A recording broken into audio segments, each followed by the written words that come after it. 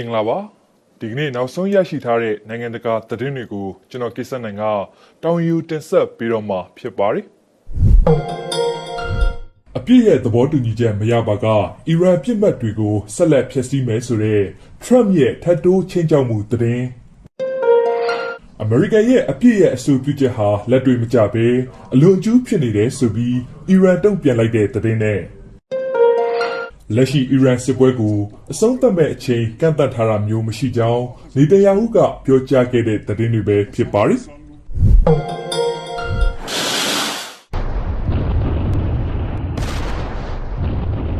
ပထမဆုံးသတင်းတစ်ပုဒ်အနေနဲ့အမေရိကန်သမ္မတဒေါ်နယ်ထရမ့်က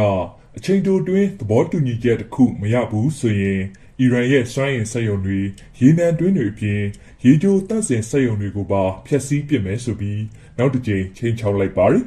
။လက်ရှိပိတ်ဆို့ထားတဲ့ Hormuz ရေလက်ကြားကိုချက်ချင်းပြန်မဖွင့်ပေးရင်လည်းအလားတူတိုက်ခိုက်သွားမယ်ဆိုပြီး Trump ကပြောကြားပါတယ်။အီရန်နဲ့အလေးနက်ထားဆွေးနွေးနေပေမဲ့လည်းအပြစ်ခတ်ရစဲရေးသဘောတူညီချက်မရခဲ့ဘူးဆိုရင်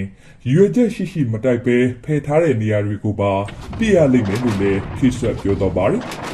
ဒါဟာအီရန်ရဲ့လောင်စာဗိုလ်ချက်ဖြစ်တဲ့ Kurd ကျွန်းကိုပါတိုက်ခိုက်ဖို့အတွက်Trump ကချင်းချောက်လာခဲ့တာပါ။အီရန်အပါအဝင်လက်ဘနွန်နဲ့အစ္စရေးမှာလည်းတိုက်ခိုက်မှုအသစ်တွေဆက်လက်ဖြစ်ပွားနေပြီး Hormuz ရေလက်ကြားမှာတော့စစ်ပွဲမတိုင်ခင်အချိန်ထက်အသွာလာနေပါသေးကြောင်းဖော်ပြထားပါတယ်။အဲဒီနောက်ပါကစ္စတန်၊အီဂျစ်၊ဆော်ဒီနဲ့တူရကီနိုင်ငံသားရေးဝန်ကြီးတွေရဲ့မတ်လ29ရက်နေ့ဆွေးနွေးပွဲအပြီးမှာဂျာကန်ပုဂ္ဂိုလ်တွေကနေတဆင့်အမေရိကန်ရဲ့ငြိမ်းချမ်းရေးအဆိုပြုချက်တွေကိုလက်ခံရရှိခဲ့တယ်လို့အီရန်အနေနဲ့အတည်ပြုထားပါတယ်။အီရန်နိုင်ငံသားရေးဝန်ကြီးဌာနရဲ့ပြောရေးဆိုခွင့်ရှိသူ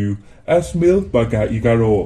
ကျုပ်တို့ရည်တည်ချက်ဟာရှင်းပါတယ်။စီရေးအရာကျူးကျော်ခံရတာပါ။ဒါကြောင့်ကျိုးပန်းအားထုတ်မှုနဲ့ခွန်အားမှန်သမျှကိုမိမိကိုယ်ကိုကာကွယ်ဖို့အတွက်ပဲအာရုံစိုက်ထားပါတယ်ဆိုပြီးမှတ်ချက်ပေးသွားပါတယ်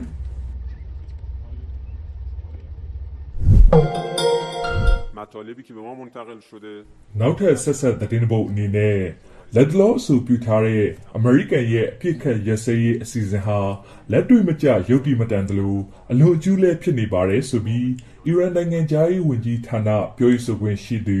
Esmail Baghaei အနေနဲ့တုံ့ပြန်သွားပါတယ်အစကတည်းကအီရန်ရဲ့ရည်တည်ချက်ဟာရှင်းလင်းပြီးသားဖြစ်ကြောင်းနဲ့အမေရိကန်နဲ့တိုက်ရိုက်ဆွေးနွေးနေတာမျိုးလုံးဝမရှိဘူးဆိုတဲ့အချက်ကိုပါအတည်ပြုသွားပါတယ်။အီရန်ဘက်ကအိန္ဒိယနိုင်ငံတွေကိုရန်သူအဖြစ်မရှိမြင်တဲ့အပြင်ဒေသရင်းကအမေရိကန်စကန်တွေကိုသာပြစ်မှတ်ထားခဲ့တာဖြစ်တယ်လို့လည်းဆိုထားပါတယ်။အဲဒီစစ်စကန်တွေကိုအမေရိကန်နဲ့အစ္စရေးဘက်ကအသုံးချပြီးအီရန်ပေါ်တိုက်ခိုက်နေတာဟာအပြည်ပြည်ဆိုင်ရာဥပဒေပေါ်ချိုးဖောက်မှုဖြစ်ကြောင်းပြောခွင့်ရပုဂ္ဂိုလ်အနေနဲ့ထောက်ပြသွားပါတယ်။လက်ရှိစစ်ပွဲကိုအဆုံးသတ်နိုင်မဲ့နိုင်ငံရေးဖြည့်ရှင်းနည်းရှိမရှိမြင်မြင်ရမှာတော့ဘာဂါယီဘက်ကရန်သူရဲ့တိုက်ခိုက်မှုတွေပုံမပြင်းထန်လာနေပြီးသိပ္ပံနဲ့ယဉ်ကျေးမှုဆိုင်ရာအခြေခံအဆောက်အအုံတွေမထိခိုက်အောင်ခုခံကာကွယ်ရေးကိုသာဦးစားပေးနေရတယ်လို့သာဖြစ်ဆိုသွားခဲ့ပါတယ်။ဒါပြင်အမေရိကန်ပြည်သူတွေဟာအီရန်နဲ့စစ်ဖြစ်စရာအကြောင်းမရှိဘူးဆိုတာကိုသိထားကြသလိုစစ်ပွဲတွေကအကြက်အတဲစီတွန်းပို့လိုက်မယ်ဆိုတာနားလည်ကြတယ်လို့လည်းပြောသွားပါတယ်။ဒီချိန်ထဲမှာပဲအစ္စရေးနဲ့အမေရိကန်ရဲ့ပူးပေါင်းတိုက်ခိုက်မှုတွေကြောင့်အီရန်အနောက်ပိုင်းက Tabriz, Zanjan နဲ့တောင်ပိုင်းက Kish, Herat မြို့တွေမှာဆိုရင်ပေါက်ကွဲတံတွေကိုကြားနေရစေဖြစ်ပါတယ်။အီရန်ဒေါ်လာရဲ့အဆောင်တက် IRGC ကလည်း Operation True Promise 4ရဲ့89ကြိမ်မြောက်တိုက်ခိုက်မှုလှိုင်းကိုစတင်ပြီးဖြစ်ကြောင်းမတ်လ30ရက်နေ့မှာကြေညာထားပါတယ်။ All navigating through the Strait of Hormuz is forbidden. No ship in every type is not allowed to pass from the Strait of Hormuz till next notice. This is Sepah Navy, out. בלבנון הנחיתי עכשיו להרחיב עוד יותר.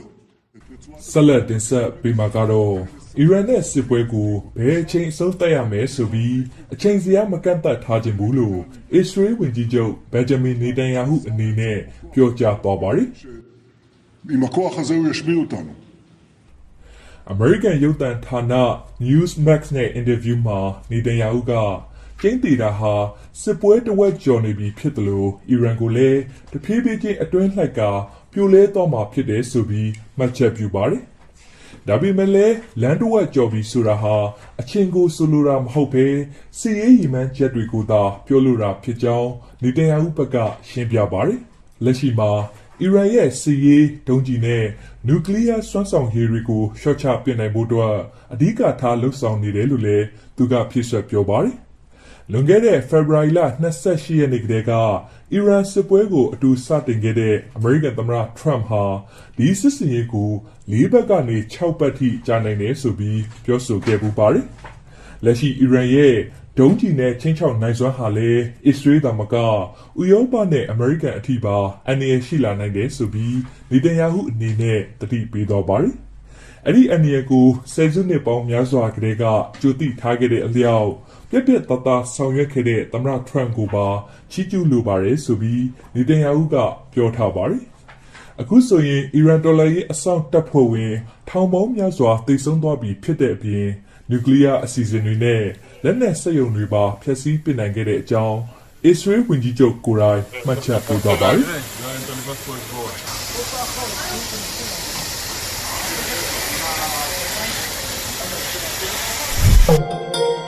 48 מתנגדים, נמנע אחד.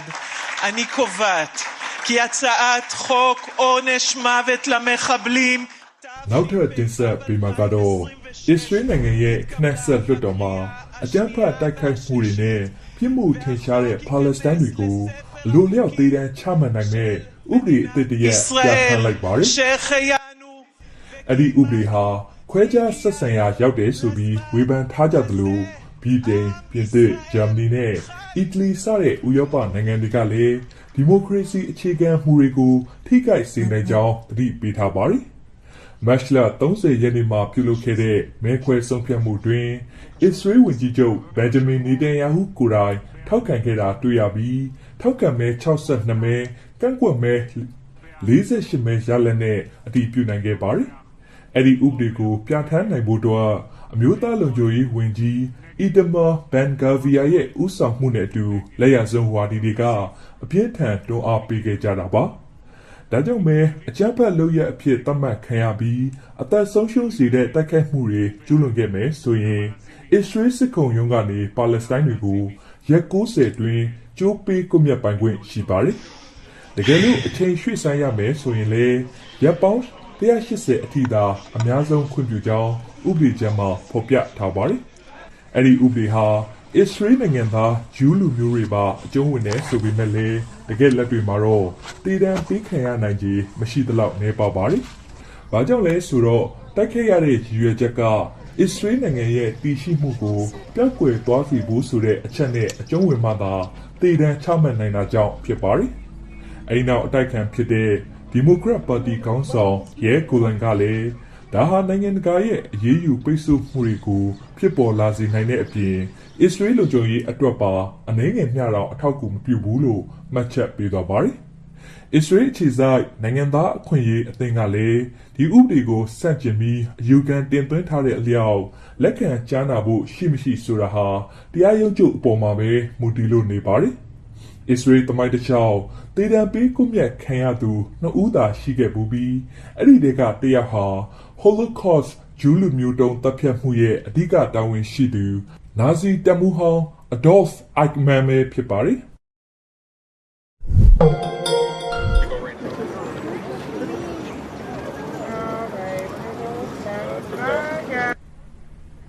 နောက်ထပ်သတင်းတစ်ပုဒ်အနေနဲ့ရွှေအင်သာပါဝင်တဲ့အေယာမရာဇပလင်ကြီးတစ်ခုကိုဝါရှင်တန်မြို့ကသမိုင်းဝင် National Mall ရင်ပြင်မှာနေရာချပြီးသမ္မတဒေါ်နယ်ထရမ့်တို့ရည်ရွယ်တည်တော်ခဲ့ကြပါတယ်။အဲဒီနောက်စကြင်ကြောက်နဲ့ရွှေရောင်ခြေတထားတဲ့ပလင်နေရာမှာထိုင်ကုန်အစားအင်တာခွက်တစ်ခုတက်ဆင်ထားတာတွေ့ရပါတယ်။ဘီရင်ကြီးနဲ့ထိုက်တန်သောပလင်ဆိုတဲ့စာသားနဲ့အတူ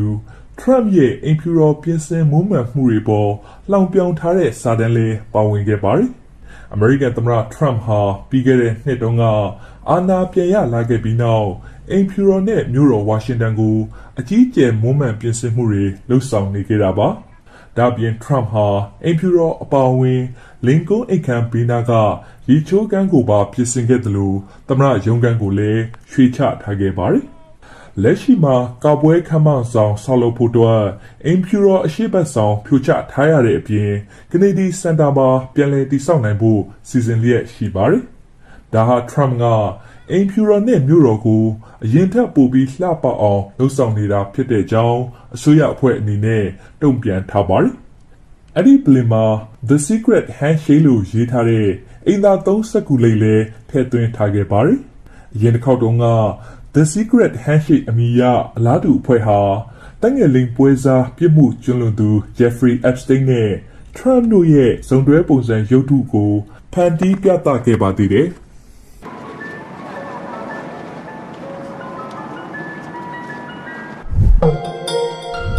Hi, everyone.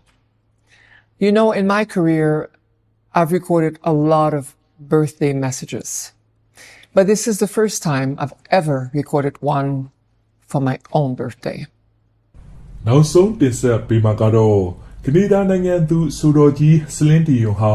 ပါရီမြို့ကဖျော်ဖြေပွဲဆယ်ပွဲနဲ့အတူစစ်မြစ်ထက်ကိုပြန်လာတော့မယ့်အကြောင်းသူ့ရဲ့58နှစ်ပြည့်မွေးနေ့ဖြစ်တဲ့မတ်လ30ရက်နေ့မှာကြေညာသွားခဲ့ပါတယ်။လွန်ခဲ့တဲ့4နှစ်ကတည်းက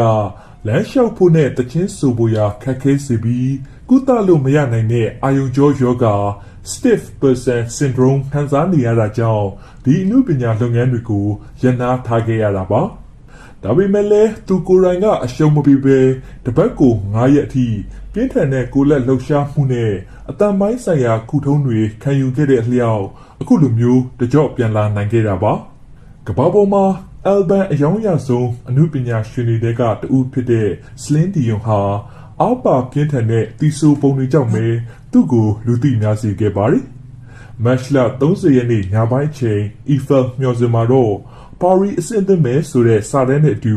မီးရောင်စုံတွေပါထွန်းညှိပေးခဲ့ပါတယ်။အဲဒီနောက်ပြင်သစ်စကားပါပြောဆိုနိုင်တဲ့သူဒီယွန်ရဲ့နာမည်ကြီးသချင်းတွေဖြစ်ကြတဲ့ Encore un soir I'm alive နဲ့ My heart will go on သချင်းတွေအထိအီဖယ်မျှော်စင်ပေါ်မှာဖွင့်ပြပေးခဲ့ပါတယ်။အခုလိုမျိုးစင်မြင့်ပေါ်ပြန်တက်လာနေတာဟာသူမဘဝရဲ့အကောင်းဆုံးလက်ဆောင်ဖြစ်တင်စားသွားခဲ့တယ်လို့အဲ့ဒီအတွက်လုံးဝအဆင်သင့်ဖြစ်နေပြီလို့လည်းဒီယိုအနေနဲ့မှတ်ချက်ပြုပါတယ်။နေလို့ကောင်းပါတယ်။ခွန်အားတွေပြည့်နေပြီးစိတ်လှုပ်ရှားနေတယ်လို့နည်းနည်းတော့လည်းရင်ခုန်မိပါတယ်ဆိုပြီးဖြည့်ဆွတ်ပြောတော့ပါတယ်။လာမယ့်စက်တင်ဘာနဲ့အောက်တိုဘာလတွေမှာကျင်းပပြုလုပ်သွားမယ့်ဖျော်ဖြေပွဲတွေကိုဒီယွန်ကကျန်းမာရေးထိခိုက်မှုမရှိအောင်ရပ်ပိုင်းစီချပြီးတည်ဆူပေးသွားမှာပါ။မတ်လ31ရက်နေ့ကစလို့တရားဝင် website ပေါ်မှာပရိသတ်တွေအနေနဲ့စာရင်းပေးသွင်းနိုင်ပြီးလာမယ့်ဧပြီလ9ရက်နေ့မှာတော့လက်မှတ်တွေကိုစတင်ရောင်းချပေးသွားမှာဖြစ်ကြောင်းသိရပါတယ်။